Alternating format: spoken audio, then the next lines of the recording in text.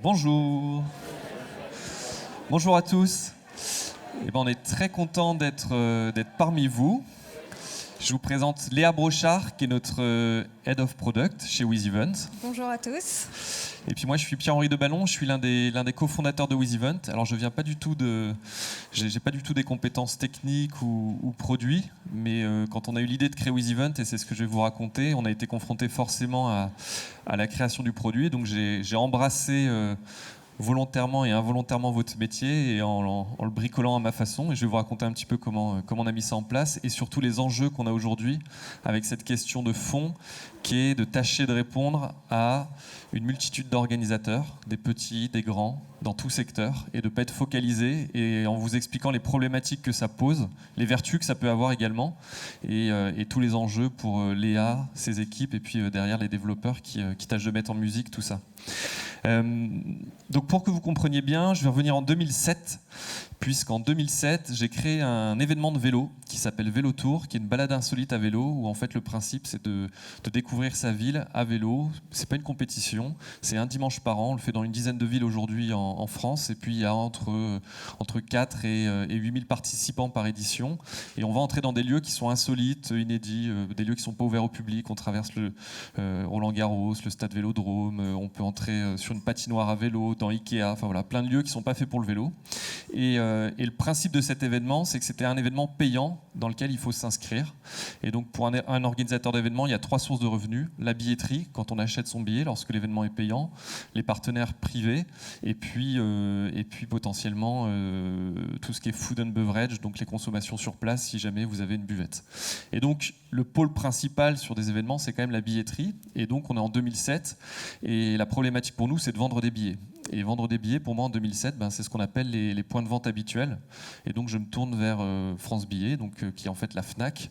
Et je vais les voir et je leur dis, voilà mon événement, je leur explique. Et puis, je voudrais vendre des billets avec vous parce que pour moi, vendre des billets, c'est la Fnac. Et leur réponse, c'est envoyez-moi un fax. Et donc, l'expérience organisateur était horrible parce que j'avais pas de fax et je comptais pas investir pour acheter un fax. Ça prendra 2 à 3 semaines parce qu'il faut qu'on le traite. Et surtout, on n'est pas certain de pouvoir le vendre parce que nous, c'est la culture, et votre événement, vous voyez bien que c'est un peu de sport, un peu de culture, un peu de patrimoine, on ne sait pas trop ce que c'est. Et je ne suis pas certain qu'on pourra le référencer dans notre catalogue. Et puis, donc ça, c'est le premier abord. Moi, mon souhait, c'était de tâcher de drainer du trafic sur notre site internet, parce que vous l'avez vu, l'événement expliqué, c'est pas comme si on fait je suis dijonnais, et la première édition s'est faite à Dijon. C'est pas comme si je vous dis, voilà, c'est le marathon de Dijon, et tout le monde sait qu'un marathon, c'est 42 km, et c'est Vélo Tour, un nouvel événement, donc il faut l'expliquer. Donc on a tâché de créer un buzz, attirer les gens sur le site internet, et une fois qu'ils sont sur le site internet, une fois qu'ils sont dans ma boutique, il faut que je sois en capacité de leur vendre des billets. Et donc mon souhait avec la Fnac, c'était de vendre les billets sur mon site internet. Je leur dis, mais est-ce que vous n'avez pas une solution qui me permet de vendre sur mon propre site? Parce que j'ai pas envie de les rediriger chez vous. Et là, ils disent, non, il va falloir qu'ils viennent dans les points de vente habituels, donc sur le site internet ou en magasin. Et à ce moment-là, ils deviennent clients de la Fnac. Ils ne deviennent pas clients de ma structure ou de mon événement. Ils achètent un billet, ils créent un compte avec le mot de passe de l'espace que vous connaissez et puis toutes les questions qu'on vous pose. Et ensuite, ils vont recevoir de la publicité pour des BD et pour tous les produits culturels de la Fnac. Et donc, j'avais même pas la capacité, l'année suivante, en 2008, pour la deuxième édition, de dire vous êtes venu en 2007, revenez en 2008. Et donc l'expérience organisateur compliquée, la base de données ne m'appartient pas, les acheteurs sont redirigés sur un autre site internet, donc c'est pas une expérience sans couture et tout ce qui va avec. Et puis en face de ces distributeurs, il y a des logiciels. Il y avait des logiciels à l'époque qui permettaient de vendre des billets, où là, ça correspondait un petit peu plus à ce que je voulais, parce que la base de données m'appartenait, mais par contre on est dans une logique où j'achetais une licence. Et ces éditeurs de logiciels à l'époque n'étaient pas dans une logique SaaS, donc pas forcément personnalisable, gros investissement de départ. Et moi, mon événement, je ne savais pas s'il y aurait beaucoup de monde ou pas la première année. Je visais 10 000 personnes, il y en a eu 2 000, et c'est seulement au bout de 3-4 ans qu'on est arrivé à 8 000 personnes. Mais donc l'investissement était trop élevé. D'autres organisateurs me disent on va se regrouper, on va acheter ce logiciel. Sauf que moi, je faisais donc cet événement un peu hybride, mais il y avait aussi un festival de musique, une conférence professionnelle comme aujourd'hui. On avait des besoins complètement différents, et si on avait acheté ce logiciel, on n'aurait pas pu le partager.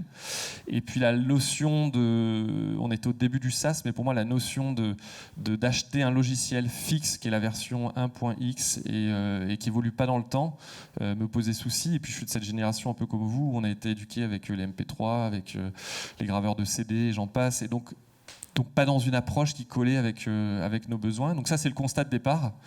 Et derrière, qu'est-ce qu'on a fait? On crée cet événement en 2006 et en 2007, voyant toutes les difficultés pour vendre des billets, on décide de créer WizEvent. Donc je vous ai remis le vieux logo de l'époque et avec une approche uniquement B2B. C'est-à-dire que notre métier, c'est de fournir une technologie à des organisateurs d'événements pour qu'ils soient en capacité eux-mêmes de vendre des billets. On n'est pas B2C au sens où on n'a pas d'enjeu à ce que le week-end vous alliez sur wizevent.com en vous posant la question de qu'est-ce que vous pouvez faire avec un catalogue de produits. On ne voulait pas le faire, on voulait vraiment rester une solution pour les organisateurs. Et là, on a essayé finalement de se servir de toutes les difficultés qu'on avait rencontrées, de s'en servir un peu comme une force, comme au judo. C'est-à-dire tous ces acteurs qui étaient un peu mous et qui étaient dans des positions de monopole, on s'est servi du fait qu'ils avaient les pieds dans l'argile pour pivoter autour d'eux et essayer de casser toutes ces barrières. Donc la barrière du self-service, c'est-à-dire d'être en capacité de créer une billetterie seule, sans acheter un logiciel, sans vous rendre à la FNAC et devoir envoyer un fax, instantané, c'est-à-dire qu'en quelques minutes, on peut créer une billetterie sur WizEvent et puis vendre des places, en intégrant aussi le module bancaire, parce que le logiciel dont j'ai parlé, c'est un logiciel auquel vous devez ensuite relier votre propre compte bancaire. Donc en 2007 ou 2008, vous allez voir votre conseiller bancaire et vous dites voilà, je voudrais ouvrir un terminal de paiement électronique. Vous êtes parti dans un mois de discussion, le temps qu'elle trouve le bon interlocuteur, le temps qu'il vous envoie tous les éléments pour plugger un TPE derrière. Donc on avait fait avec PayPal à l'époque, mais PayPal était que en anglais, donc pas forcément adapté. Donc un truc vraiment painful de notre côté. On a essayé de faire donc quelque chose de simple aussi, c'est-à-dire que moi je suis pas du tout technophile, enfin je suis technophile mais j'ai aucune compétence technique et je voulais quelque chose que avec une formation marketing, je sois en capacité d'utiliser, c'est-à-dire plutôt quel est mon besoin moi d'un point de vue marketing et comment l'outil va pouvoir me permettre de le faire sans compétences techniques, ça c'était important. Globalement, on voulait enlever le pote informaticien qui nous avait aidé à relier le petit module PayPal à un petit formulaire qu'on avait bricolé. Quelque chose d'évolutif. Le jour où Apple sorte le wallet, il faut que 15 jours ou un mois après, on puisse permettre aux organisateurs qui nous utilisent que leurs participants puissent se présenter avec un wallet à l'entrée de l'événement. Sans engagement, pareil, pas d'investissement, pas de frais de résiliation, uniquement dans une logique où le business model est on est partenaire de l'organisateur d'événements. C'est-à-dire qu'en étant organisateur d'événements, on voulait vraiment faire un outil qui nous plaise. C'est pour ça que j'ai le produit de nos rêves. Et l'approche était de dire, s'ils ne vendent pas de billets, on ne leur prend pas d'argent. Plus ils vendent des billets, plus c'est leur intérêt, plus ils seront contents. Et nous, plus on gagnera d'argent. Donc sur un modèle finalement de commission. Et où tout l'enjeu pour nous, c'est de fournir le meilleur outil aux organisateurs pour qu'ils soient en capacité de vendre le plus de billets. Et puis les données appartiennent à l'organisateur de l'événement. C'est-à-dire qu'aujourd'hui, vous êtes inscrit sur notre plateforme. Évidemment, on a accès à vos données, mais on ne les utilise pas. C'est-à-dire qu'on va permettre à l'organisateur de les collecter, on va les stocker, on va les sécuriser, on les met à sa disposition, il peut les télécharger, il peut les réutiliser, alors en respectant évidemment la RGPD, tout ce qui va avec. Mais nous, WizEvent, on vous enverra aucune publicité pour vous dire demain il y a une conférence sur le développement, sur la méthode agile ou autre, parce que notre approche c'est vraiment de dire que ça c'est le capital de l'organisateur qui a pris des risques, il a loué un lieu, il est fait en pleine pandémie, il a investi, il trouve des speakers, il trouve une salle, du matériel pour la techno et tout, et donc ça, c'est sa base et c'est là-dessus qu'il va capitaliser parce que l'an prochain, il va tâcher de faire en sorte que vous reveniez et donc c'est important pour lui de pouvoir communiquer et surtout qu'on n'utilise pas cette base, nous, WizEvent, pour ses concurrents. Donc ça, c'est ce qu'on a tâché de faire. Et du coup, j'ai créé un fichier qu'on appelle la Bible. Et je l'ai retrouvé ce matin parce que c'était il y a 13 ans. Et donc, c'est un PowerPoint qui fait 144 pages. Et il nous le ressort très très souvent. Ça fait très mal, ce PowerPoint. C'est pour ça que c'est un fil conducteur. Et donc il fait 144 pages, j'ai mis un mois à peu près à le faire en bossant non-stop dessus. J'avais créé toute une ergonomie avec, en fait globalement pour que vous compreniez, sur cette slide vous avez le petit menu qui est déplié, la slide d'avant il est plié et replié. En fait je voulais faire tout le process pour que les développeurs puissent le plus facilement avancer. Et globalement ça m'a aussi aidé à structurer parce qu'en faisant ça j'ai fait tout le boulot de me dire comment la base de données va fonctionner et tout ce qui va avec. Et ce qui est rigolo c'est que qu'on a fait à l'époque, dans ces 144 pages, il y a une dizaine de pages sur un outil qui était un outil qui permettait d'envoyer des mails aux participants, qui permet à l'organisateur de faire un filtre en disant je vais envoyer un mail à ceux qui sont venus en 2007 mais qui ne sont pas venus en 2009 et qui avaient acheté le tarif VIP par exemple. Donc j'avais réfléchi et scénarisé le truc, sauf que ces 144 pages, mon budget pour le faire développer à l'époque c'était 20 000 €. Donc, cette fonction qui aujourd'hui s'appelle WizEvent Target, qui permet à l'organisateur d'envoyer des mails aux participants, est sortie il y a 2 ans. donc c'était il y a 13 ans et c'est sorti au bout de 2 ans. Ce qui est rigolo, c'est que la vision, je pense, était relativement bonne, mais après on s'est confronté à la réalité, c'est-à-dire de sortir un produit, de le sortir assez vite avec des moyens très limités, et puis une fois que vous le sortez, vous avez des clients qui commencent à bosser dessus, forcément il y a des bugs et vous connaissez tout ce qui va avec, et puis vous entrez dans une phase de dette et tout ce que ça entraîne. Mais voilà, c'était juste pour vous montrer un petit peu comment on avait avancé dessus. Et finalement, en tant que cofondateur de cette société, j'ai été à votre place. Et donc Léa, quand elle dit il nous le ressort tout le temps, c'est que du coup j'ai une vraie conviction sur ce que doit être le produit, parce que on était le premier client de cette solution de billetterie, à tel point que sur notre événement, il n'y avait pas besoin de scanner les billets à l'entrée de l'événement, et qu'on a quand même lancé une solution de billetterie sans code barre au début. Donc tellement on était omnubilé sur répondre à notre propre besoin, et ensuite on l'a élargi. Derrière, qu'est-ce qu'on a visé? Nous, on était des petits organisateurs d'événements. Donc Vélo Tour, c'est 2000 participants, donc c'est un événement qui est relativement petit. Et notre vision, c'était de dire, on va créer une solution qui répond à notre besoin. On n'a pas fait d'études de marché, on s'est dit mais des événements de cette taille-là, il y en a plein, tout le monde en fait, des événements professionnels, des courses à pied, ça peut être un petit concert de musique, et on s'est dit on va viser tous ces organisateurs, ce qu'on appelle aujourd'hui, nous de notre côté, la longue traîne, et on va tâcher de leur amener notre solution. On ne va pas s'adresser aux grands concerts, au Stade de France et tout. Sauf que la réalité de ce truc-là, c'est que les gens qui font des petits événements ne sont pas professionnels, donc ils font ça sur leur loisir, donc c'est très dur de les toucher parce qu'ils sont dans leur association que les soirs et les week-ends. Il n'y a pas une base de données qui vous permet de facilement contacter des organisateurs, parce que ça peut être une société qui fait de l'immobilier, qui organise un événement interne, comme une association de karaté, comme un amateur de photos qui fait des cours pour ses potes.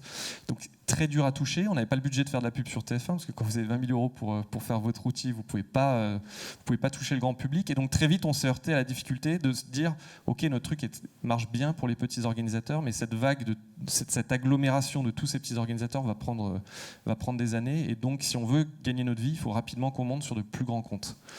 Et donc, de cet ADN initial des tout petits organisateurs, on est petit à petit passé sur des organisateurs de taille moyenne, puis des grands, et aujourd'hui des très grands, et des événements internationaux. Et c'est là que les problèmes ont commencé sur la partie produit. Alors, c'était un bon choix économique, parce que c'est ce que je vous montre ici, c'est que globalement, aujourd'hui, on a 15 000 organisateurs d'événements qui génèrent du chiffre d'affaires sur notre plateforme, donc qui sont actifs. Donc par exemple, aujourd'hui, School of Product, c'est un organisateur, et ces 14 000 organisateurs génèrent 20% du chiffre d'affaires. Et les 1000 suivants, c'est 80% du chiffre d'affaires. Et donc, ça illustre le fait que la longue traîne, c'est gentil, mais qu'il faut quand même aussi monter sur des grands comptes. Et ça illustre aussi derrière une difficulté, parce que ce qu'on a tâché de faire, on n'a pas dit on arrête les petits comptes. On a dit on va s'en servir comme une force. Et ça, c'est ce que Léa va essayer de vous expliquer. Mais en même temps, on veut adresser les grands. C'est-à-dire qu'on a fait quelque chose, on n'a pas fait de compromis. On a dit on va essayer de faire les deux. Ce qui est très dur d'un point de vue produit, et vous êtes les plus à même de le savoir, et ce qui est aussi très dur en termes de marketing. Si dans une même concession auto, vous pouvez vendre une Ferrari et une Lada, comment vous réfléchissez à votre accueil, c'est un peu compliqué, quoi. C'est-à-dire que est-ce que les vendeurs ont des petits gants blancs, ou est-ce qu'au contraire, ils sont un peu plus à la cool pour mettre les gens à l'aise? Donc il faut faire en sorte, et ça on a la même problématique si vous regardez des sites comme Shopify. Shopify aujourd'hui, il s'adresse à des commerçants qui font des boucles d'oreilles artisanales chez eux, mettons une centaine ou 1000 pièces par an, et en même temps ils adressent Walmart. Et quand vous regardez comment ils réfléchissent le marketing de leur site internet, c'est assez intéressant de voir leur problématique qui est la même que nous. Et donc très vite on s'est rendu compte que cette longue traîne, on ne pouvait pas s'en contenter, qu'il fallait monter sur des grands comptes. Rapidement, ce qu'est WizEvent aujourd'hui, et après Léa va vous expliquer comment on fait ce grand écart. On a aujourd'hui 6 bureaux, donc principalement en Europe, en Espagne, en Angleterre, en Suisse, en Belgique, et puis j'en ai peut-être oublié un, et puis au Canada. Au Canada plutôt au Québec, donc on va dire que c'est le prolongement de la France avec une sorte de French touch. 15 000 organisateurs, c'est à peu près 50 000 événements par an. Pour vous donner un ordre de grandeur, France Billet, donc la FNAC, c'est 45 000, 50 000 événements comme nous. Par contre, eux n'ont pas de cette longue traîne, donc ils font quand même plus de billets. On vend à peu près 6 millions de billets par an. Et la FNAC, c'est 9 à 10 millions de billets par an sur juste le marché français. On est une centaine de salariés, 8 personnes sur le produit, et puis une trentaine de développeurs à peu près. Donc notre métier est fournir des technos aux organisateurs d'événements. Là, je vous ai beaucoup parlé de billetterie, mais autour de la billetterie, une fois que vous émettez un billet, finalement, c'est un titre d'accès. Et ce titre d'accès, il faut être en capacité de le contrôler. Donc on a une solution de contrôle d'accès. qu'on peut vendre seul, c'est-à-dire que certains organisateurs bossent avec d'autres solutions de billetterie ou d'émission de titres d'accès et on ne fait que le contrôle d'accès. On a une solution qui fait donc Target, qui est la partie CRM, qui va venir récupérer les informations de la billetterie, du contrôle d'accès. Ça permet de faire des campagnes dynamiques du type, si on vous scanne quand vous êtes arrivé ce matin, on est en capacité de vous envoyer un mail ou un SMS qui peut être sponsorisé ou pas, ou avec des infos sur l'événement. Et puis WizPay, qui est une solution de cashless, où en fait sur l'événement, on va permettre, notamment, c'est sur des festivals surtout, on va permettre de consommer tout ce qui est boisson et puis nourriture avec un petit bracelet et une puce NFC. Et donc avant l'événement, on peut charger de l'argent. Donc, par exemple, sur les Vieilles Charrues ou le Hellfest, vous avez, avant l'ouverture des portes, 90% des sommes qui vont être dépensées pendant l'événement. On parle de plusieurs millions d'euros, presque dizaines de millions d'euros en quelques jours, qui sont déjà chargés sur le billet que vous présentez à l'entrée de l'événement. On le scanne pour vérifier que le billet n'a pas été utilisé. Donc ça, c'est le contrôle d'accès. Et au même moment, on va mettre des droits à consommer sur la puce qui correspondent à la somme que vous avez rechargée. Et comme ça, on enlève toutes les problématiques d'argent qui circulent sur l'événement et de fraude. Et puis une autre solution un petit peu plus éloignée qui est liée à la billetterie, qui est une boîte qu'on a rachetée pour le coup, qui fait de la modélisation 3D de stade. Donc quand vous achetez votre billet au Real Madrid ou au PSG, vous avez la possibilité de visualiser en 3D l'emplacement de votre siège exact et de le comparer avec des places plus chères, moins chères ou dans une autre tribune. Donc ça, c'est nos 5 métiers. On va surtout vous parler de la partie billetterie parce que c'est le cœur historique. Et puis, ça reste 50% de notre chiffre d'affaires. Et c'est surtout plus facile à vous illustrer. Ça, c'est quelques clients avec qui on bosse. Par exemple, l'Élysée.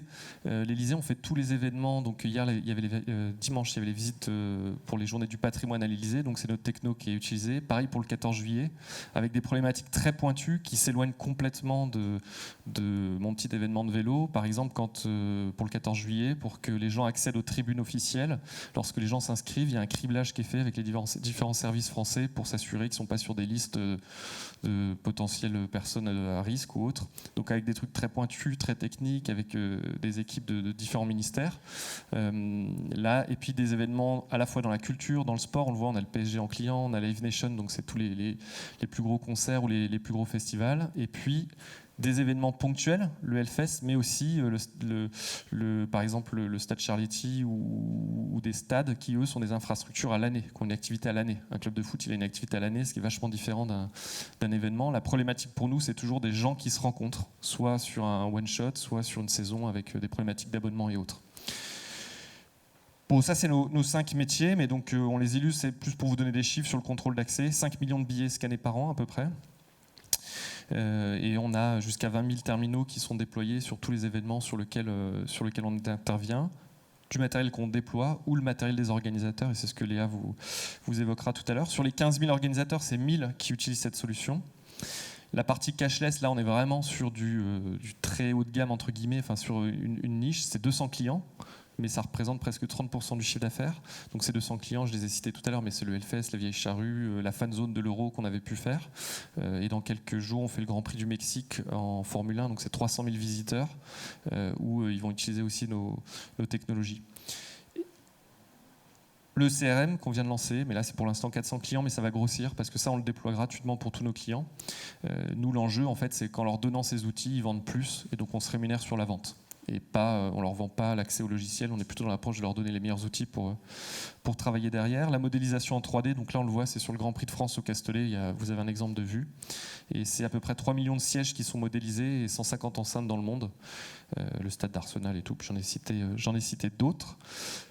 La billetterie, donc là je mets 20 millions de billets vendus, mais le 20 millions c'est qu'en fait, tout à l'heure je vous ai dit 6 millions, les 6 millions c'est des billets payants, les 14 autres millions sont des événements gratuits, et en fait notre techno est utilisé pour beaucoup d'événements gratuits, nous on se rémunère pas dessus. Ça illustre bien justement cette partie longue traîne de clients qui organisent des petits événements versus des billets qui peuvent être parfois très très chers pour des grands prix où là on parle de centaines d'euros. Donc on voit que même sur une gamme de prix on a des écarts très très grands qui sont révélateurs de la typologie de clients qu'on peut avoir, quoi.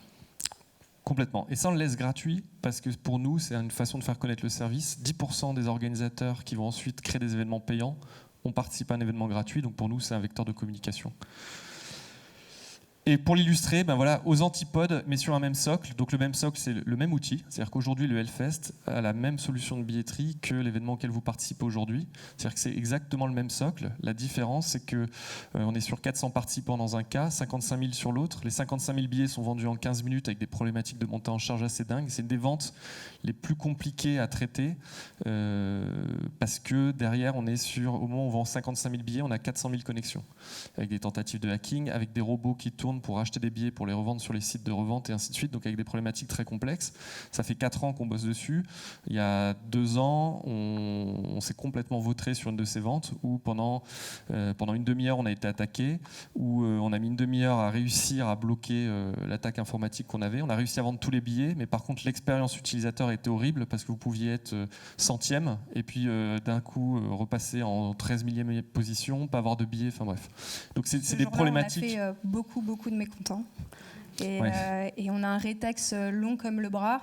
Et mon bras est très court, mais il y en a qui ont des bien plus longs bras. Mais globalement, c'est des expériences qui sont, nous en tant que clients, parce qu'on achète aussi des billets tous, on en consomme finalement. Donc on arrive très vite à se mettre à la place de ces gens-là. Et c'est ce type d'expérience qui est assez traumatisante en tant que boîte, en tant que professionnel. Ici hyper formatrice, et puis après il faut remonter en scène parce qu'en fait ils font 2 ventes à l'année, donc 2 mois après ils nous réattendent pour revendre des billets avec la même pression et un mécontentement client qui est très fort et des attentes qui sont très très fortes évidemment. Donc voilà, donc vraiment les 2 antipodes quoi. Monter en charge à gérer, alors que là aujourd'hui vous êtes 400, on n'a pas eu de pression sur les serveurs.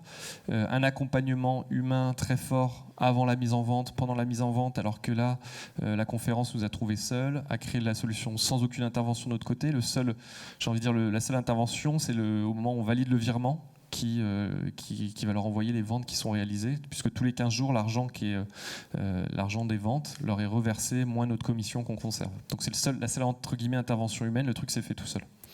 Donc vraiment les 2 antipodes, mais le socle est le même derrière.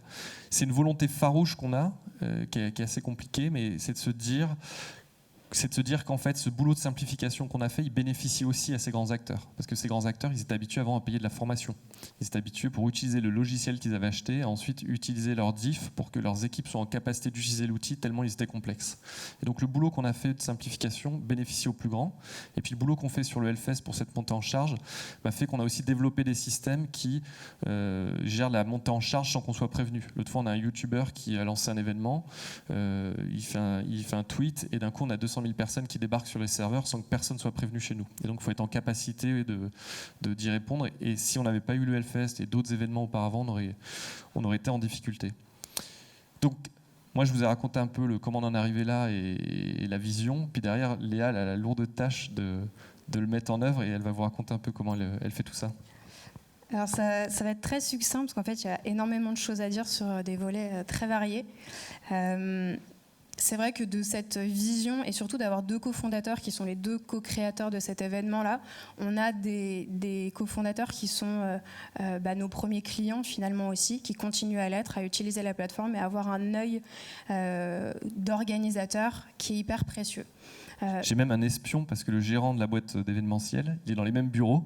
Ouais. Puis des fois, il vient me voir et dit tiens, ça serait bien que ça soit fait un peu autrement. Puis ça permet de garder un lien avec le terrain. Ouais, donc on est on essaye d'être très en lien avec nos clients et de maintenir cette vision-là. Alors forcément, entre ces grands mots dont PH vous a parlé, on veut être self-service, 24 heures sur 24, une disponibilité non-stop, yes, on peut tout faire.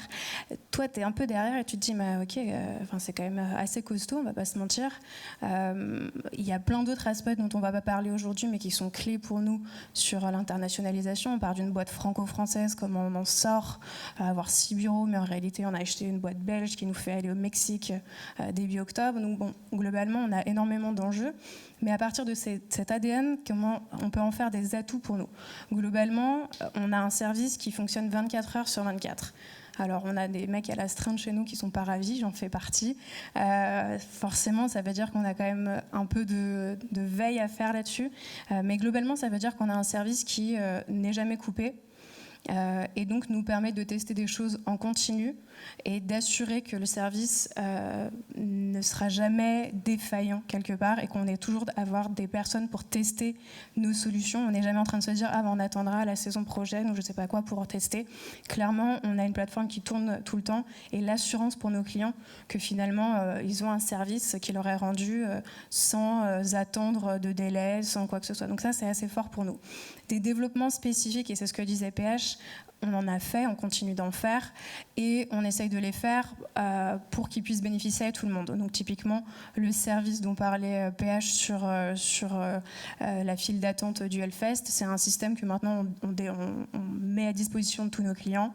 Et dès qu'on a des systèmes qui nous permettent d'évaluer que l'utilisateur en face pourrait être frauduleux, ça met en cascade un certain nombre de choses, d'un reCAPTCHA, un deuxième niveau de reCAPTCHA, et puis des formulaires spécifiques qui vont arriver après, etc., qui nous permettent finalement, sur un usage à la base très niche, de le développer, de le rendre disponible pour tous, ce qui fait que même un organisateur qui a priori n'a pas ces problématiques-là peut avoir un outil aujourd'hui qui répond à ces problématiques si son événement gagne en importance, s'il se retrouve avec un public un peu particulier, etc.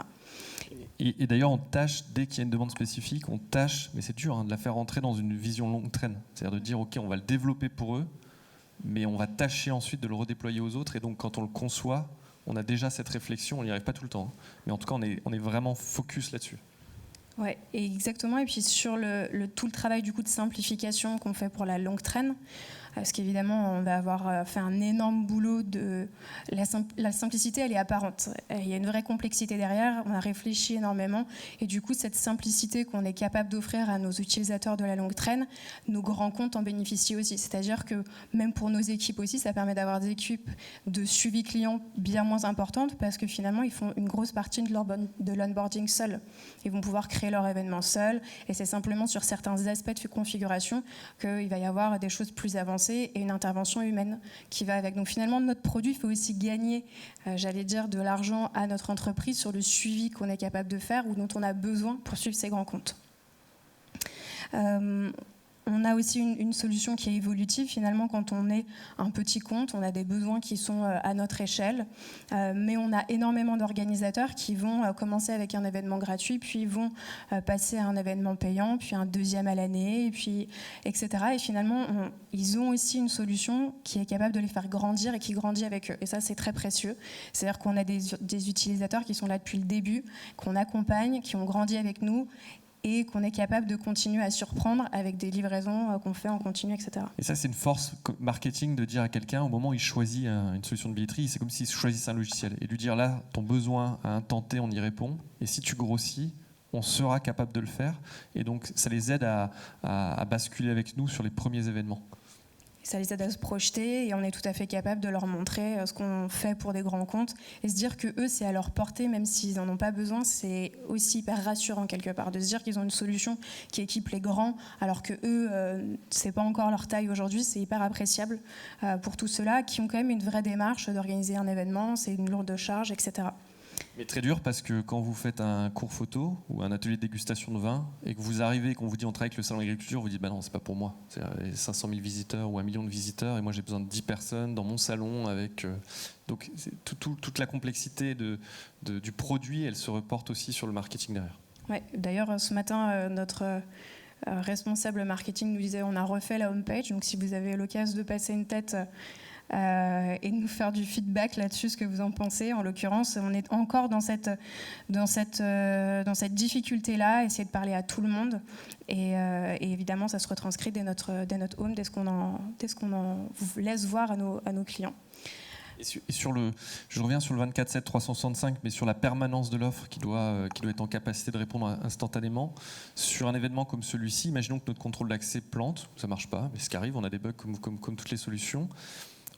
Il y a 400 personnes aujourd'hui, du coup ça va être fait par listing et puis le truc va bien se passer. Quand vous vous accueillez sur le Hellfest, vous faites rentrer jusqu'à 3-4 000 personnes par quart d'heure. Votre truc il peut pas bloquer parce que du coup là c'est plus une problématique d'expérience pour l'organisateur, c'est que vous entrez dans une même problématique dangereuse parce que vous pouvez avoir des mouvements de foule et tout. Donc ça c'est l'enjeu très fort de dire le truc il peut pas se planter. Et par contre, la force de tout ça, c'est que des fois, les organisateurs disent mais votre truc, il est sûr et tout. Je dis oui, il est sûr, mais on a des bugs. Je leur dis on a des bugs, bien sûr qu'on a des bugs, mais la chance que vous avez, c'est que ces 15 000 organisateurs, ils vendent toute la journée. Et donc, au moment où vous allez avoir, avant que vous rencontriez un bug, ceux au Canada qui, pendant qu'on dort, nous, sont éveillés, auront remonté le truc et va être corrigé instantanément. Et ça, c'est une forme de garantie aussi qu'on peut apporter à des grands comptes, qui est de leur dire la techno que vous allez utiliser, le moteur est chaud, il y a de l'huile, le truc tourne, et c'est pas quelque chose qu'on va réallumer pour vous après avoir fait un développement spécifique et où on aura oublié une virgule à un endroit qui fait tout péter. C'est ça pour le coup. Effectivement, ça fait partie des inconvénients qu'on voit. On n'est pas des spécialistes, on est des généralistes. Forcément, on a la prétention de tout faire. On fait les petits, les grands, on fait tous les types de métiers. Donc forcément, c'est hyper difficile d'être très très spécialisé sur les micro-fonctionnalités que chacun aimerait dues à ses spécificités intrinsèques de ma verticale, c'est le sport, et dans le sport je suis un club de foot, et dans le club de foot je suis Ligue 2 et du coup j'ai besoin de telle ou telle chose, mes partenaires c'est ça, etc. Donc forcément on a un peu cette difficulté-là, mais en même temps on a une offre qui nous permet de répondre aux plus grands besoins. Et après, notre job, c'est de faire le tri sur toutes les demandes très spécifiques et de réussir à se dire, au-delà de la spécificité, comment on peut essayer de la rendre généraliste. L'autre inconvénient, c'est effectivement qu'on fait du faux sur mesure. Du coup, ça peut être déceptif pour certains très grands comptes. De se dire, à côté, je peux avoir un truc totalement 100% custom. Chez vous, c'est pas tout à fait le cas. Oui, mais si on fait 80% parce qu'il y a du job, ce socle commun. Ouais. Par exemple, un de nos partis pris, c'est on veut pas que les acheteurs de billets créent un compte. Moi, je veux pas qu'on vous demande le nom de votre premier animal de compagnie, le prénom de jeune fille. Je veux pas, parce que je trouve que c'est horrible. Mais on a des organisateurs qui sont arc-boutés là-dessus. Le Grand Prix de France de F1, je me suis battu avec eux. Le Grand Prix de France, il a lieu une fois par an. Ils voulaient que les gens créent un compte. Et donc, je leur ai dit, mais quel est l'enjeu ? Ils me disent, ils pourront récupérer leurs billets. Et moi, je leur dis, on a déjà la fonction sans qu'ils créent le compte. Ils me disent, mais on va mettre du contenu, on va leur proposer du contenu toute l'année. Je leur dis, mais vraiment, vous avez l'ambition de le faire un jour peut-être, mais aujourd'hui, il y a zéro contenu. Et donc, on se bat contre ce genre de choses. C'est pour ça qu'on dit qu'on fait du faux sur mesure. Et ça nous limite aussi. Tout à l'heure, j'ai dit qu'on bossait avec le PSG. On bosse avec le PSG sur toute la partie buvette, donc la partie cashless. Mais la billetterie du PSG, je pense qu'on sera jamais capable de le faire parce qu'ils ont un truc qui est complètement sur mesure de A à Z et ils peuvent pas se contenter, mais même en termes de philosophie, d'avoir la même chose que d'autres clients. Et donc c'est là où c'est une limite pour nous. Et ça serait dangereux pour nous d'y aller parce que pour le coup, le marché est très niche finalement. Le nombre de clients qui ont ce genre d'attente est beaucoup trop spécifique et du coup on ferait un développement où la rentabilité derrière et l'ouverture à nos autres clients serait très restreinte. Donc c'est vrai que c'est très attrayant, on se dit super, on fait le PSG côté cashless, mais on a la réalité de se dire on ne le fait pas côté billetterie. Et là où on est capable d'investir en se disant on va faire d'autres types de clubs, donc avec des spécificités notamment de placement numéroté, d'accueil des partenaires, etc. On ne va pas du tout le faire pour cette typologie de clients qui sont à la Ligue 1 typiquement. Il faut connaître ses limites et c'est important de se connaître. Et ça ne veut pas dire qu'on manque d'ambition, mais ça veut dire qu'on a quand même on essaye d'être lucide sur ce qu'on va vraiment être capable de faire. Et enfin, des inconvénients qui est lié à notre ADN, c'est évidemment les contraintes de conception. Quand on est amené à répondre à des besoins très très variés, c'est très très complexe, je ne vous apprends absolument rien. Et on a une roadmap qui se charge évidemment très vite d'imprévus, parce que c'est difficile de dire non à l'Elysée, parce que c'est difficile de dire non au PSG, parce que c'est difficile de dire non à toute la liste que PH vous a montrée. Donc forcément, ça amène beaucoup de complexité sur la gestion au quotidien de ce qu'on fait. En fait, ce qui se passe, c'est que les grands comptes, on les entend. On les entend parce qu'ils sont suivis, ils ont des demandes bien plus spécifiques et c'est beaucoup plus dur de dire non à l'Elysée qu'un petit organisateur qui aurait une suggestion d'amélioration qui sera très utile pour plein d'autres. C'est plus facile de leur dire non, voire même de ne pas les entendre. Et donc tout le danger, c'est d'arriver à dire ok, on a quand même une vision à long terme avec ces petits clients qui sont notre socle historique, donc il y a un peu d'affect dedans, mais qui sont aussi la base de l'ADN que je vous ai évoqué tout à l'heure. Et en même temps de répondre à ces grands comptes. Et du coup, la roadmap, c'est un chantier qui est très complexe parce que vous faites cette roadmap et derrière, vous savez que là, on a signé Tomorrowland, qui est un des plus gros festivals au monde, qui est en Belgique. Premier truc, on dit on l'a signé, tout le monde fait oui, youpi, tralala. Deuxième truc, on prend la roadmap, on fait en fait, en fait, on travaille pour rien parce qu'ils vont tout éclater parce qu'on sait qu'ils auront des besoins spécifiques. Et ça, c'est très dur d'arriver à matcher les deux.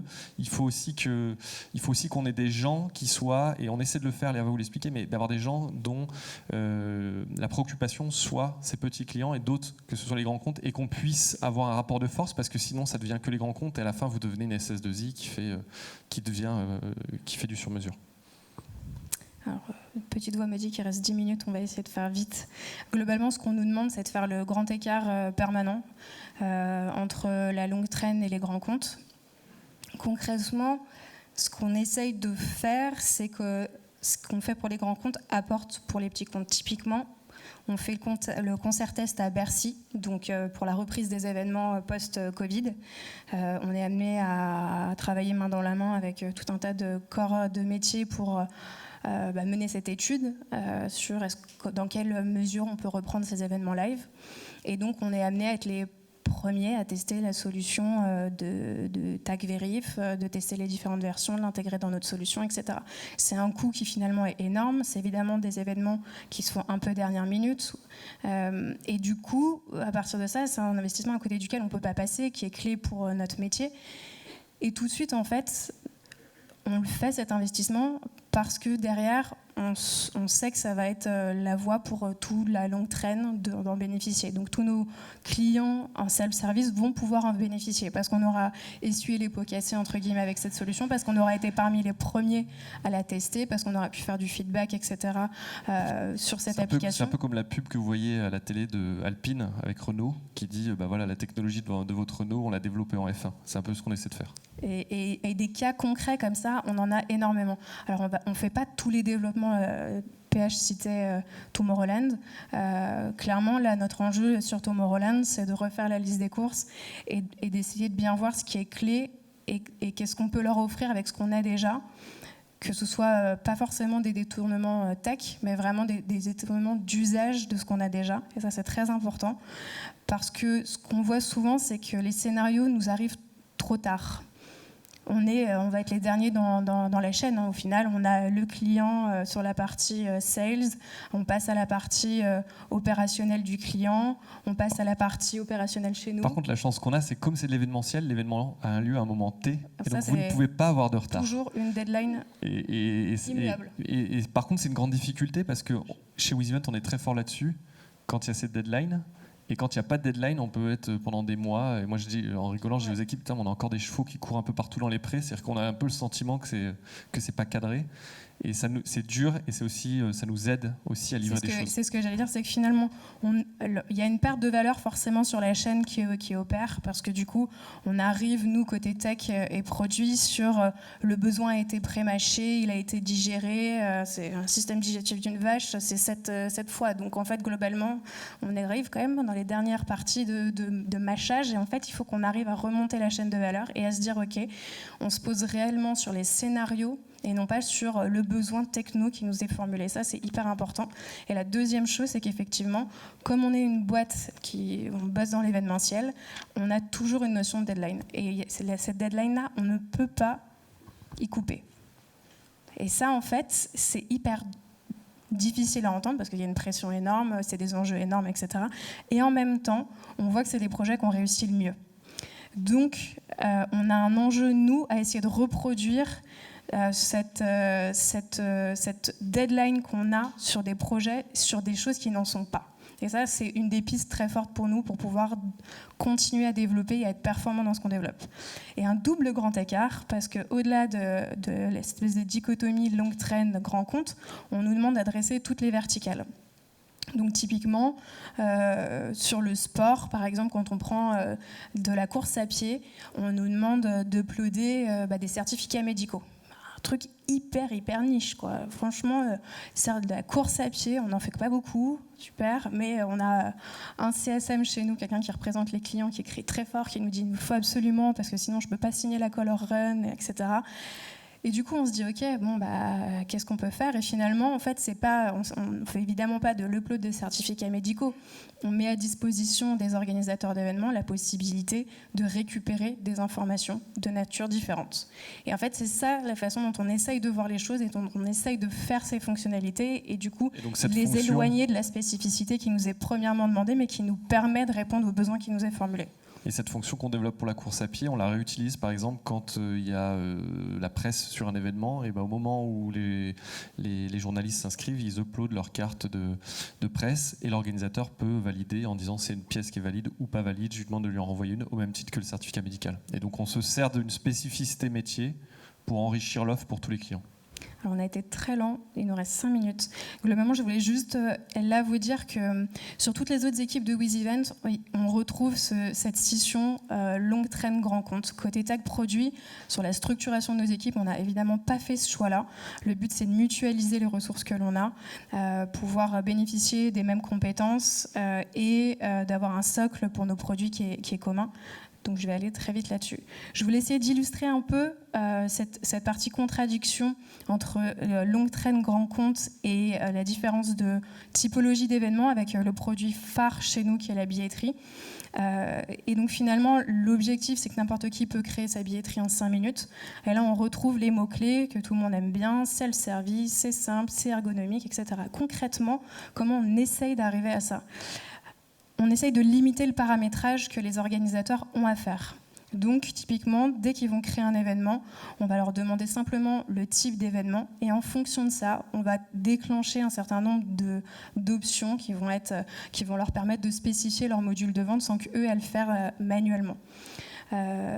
On a un menu qui est organisé selon le parcours utilisateur et ça c'est très fort chez nous, c'est-à-dire que notre menu principal sur la gauche, il est pensé vraiment sur un parcours de l'expérience utilisateur qui est d'abord je configure mon événement, après je prépare ma communication, je mets en vente, je suis mes ventes, etc. Et donc ça, c'est assez clé chez nous et c'est ce qui nous permet de structurer la hiérarchie d'informations dans notre back-office. On met évidemment pas, qu'on parle du X, de la même intensité sur les pages où on passe une fois versus où on a une récurrence d'utilisation. Où 100% de nos organisateurs passent, typiquement l'onboarding, que ce soit la création d'un compte, la création d'un événement, le suivi des ventes, versus des pages beaucoup plus avancées sur relier mon événement avec d'autres distributeurs. Des usages très avancés. Donc on ne met pas du tout la même intensité. Quand je parle d'intensité, ça va être l'intensité au niveau du développement et ça va être l'intensité au niveau de la réflexion sur ces pages-là. Donc le temps qu'on y alloue en tant qu'équipe derrière. Un aspect qu'on trouve assez important et qu'on néglige nous un peu trop, et c'est vraiment quelque chose sur lequel on essaye de travailler en lame de fond, c'est le vocabulaire, le wording qu'on utilise sur notre plateforme. Ça paraît tout bête, mais en réalité, ça nous sauve quand même énormément la mise, notamment quand on parle d'utilisateurs 100% autonomes. S'ils n'ont pas le bon vocabulaire et qu'ils ne s'y retrouvent pas, ça va être hyper compliqué. Et en même temps, la difficulté de trouver les mots justes parce que l'on jongle entre des territoires qui sont très différents, entre quelqu'un qui vient faire, encore une fois, organiser une course sportive versus je sais pas, par exemple, là, vous avez participant, dans un cas, ce sera coureur, dans l'autre, ce sera festivalier, conférencier, enfin, voilà. Ça illustre un peu le... donc voilà, et puis on a des usages très avancés, on a une apparence simple mais on a des options qui vont très très loin.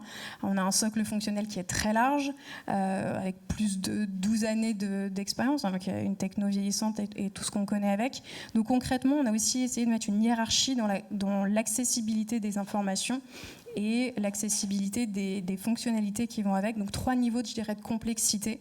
Il y a un niveau 0 que je compte pas, qui est celui qui est vraiment disponible à tous.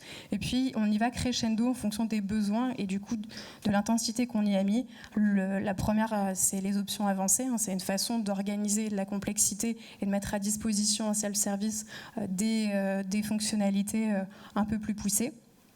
On va avoir des options activables dans un back-office admin, donc elles sont plus ou moins après visibles dans le back-office, donc ça c'est un peu dommage aussi.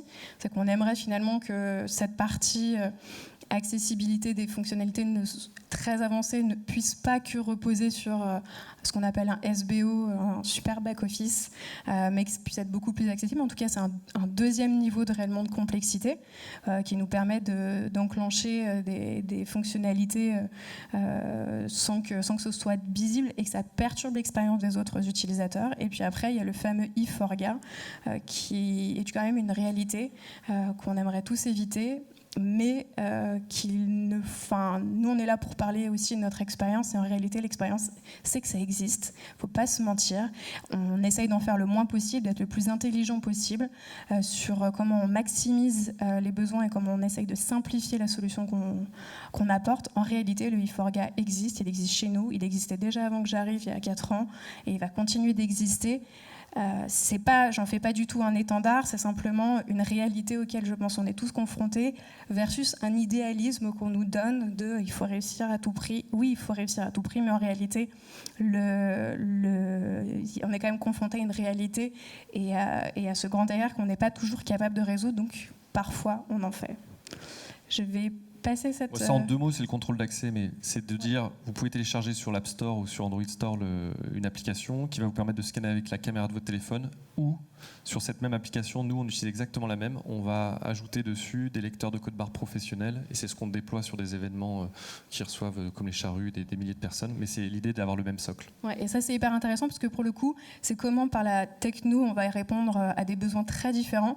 En fait, on va y répondre par le hardware. Donc notre solution, elle n'est pas que sur du soft, elle va aussi passer par du hardware, trouver le bon device en l'occurrence, qui fait qu'on démultiplie les usages parce que l'écran est beaucoup plus confortable, la batterie dure beaucoup plus longtemps, il y a un lecteur de NFC, donc ça nous permet de faire du cashless, etc. etc.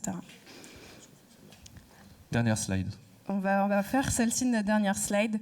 On va vous parler de la maman de PH. Chez Wiz, vous allez...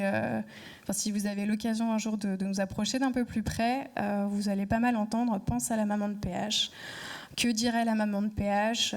Elle comprendrait pas, ma mère, Dixit PH. On ne va pas rentrer dans des débats féministes, c'est pas le but. C'est un archétype globalement qu'on met au service du produit. Et qui est chez nous l'incarnation de la longue traîne. Donc quelqu'un qui est pas professionnel dans son approche de l'événement, peu technophile, et une voix qui est silencieuse, sinon on s'en fait pas un peu l'avocat chez nous, et on le fait à travers ce persona poussé à l'extrême, qui est très caricatural, mais qui nous fait office de garde-fou, parce qu'on entend beaucoup parler de persona, il en existe une multitude, et chez nous il en existe vraiment une multitude, mais celui-ci revient énormément, donc on voulait vous en parler parce que pour ne jamais perdre de vue tous les utilisateurs silencieux que l'on a, qui constituent 80% de nos utilisateurs au quotidien, qui aussi amènent des revenus sans qu'on ait à faire énormément de choses, aller les chercher, les accompagner de manière humaine, etc. Finalement, ça nous permet de la garder en tête et de penser pour elle, construire pour elle, etc. Et au-delà de cet archétype de la maman de PH, finalement, on en a plein chez WizEvent, parce qu'en fait, on essaye d'être vraiment le plus proche de nos clients. Donc, on vous le disait, on en a qui sont dans nos bureaux, on partage les bureaux avec eux, mais on va sur le terrain. Donc, on est, le week-end dernier, on était encore à Taste of Paris. Le week-end prochain, on sera encore ailleurs, etc. Et en fait, vraiment, les gens du produit et de la tech se déplacent et vont dans les événements, vont faire de la billetterie, vont brancher des guichets, vont faire du contrôle d'accès, voir comment se passe le retour d'écran. Là, j'ai quelqu'un de l'UX qui est allé au PSG la semaine dernière parce qu'il n'était jamais allé et qui va rebosser sur refaire l'application de pré-order. Bref. Du coup, j'ai ma transition toute trouvée.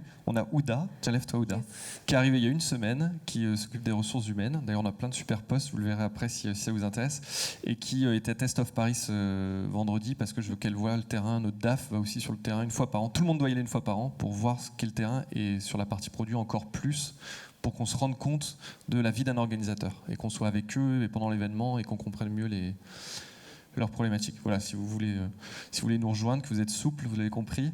En tout cas, on a pas mal de postes qui sont ouverts. Et puis si vous avez des questions, écoutez avec grand plaisir, et merci de nous avoir écoutés.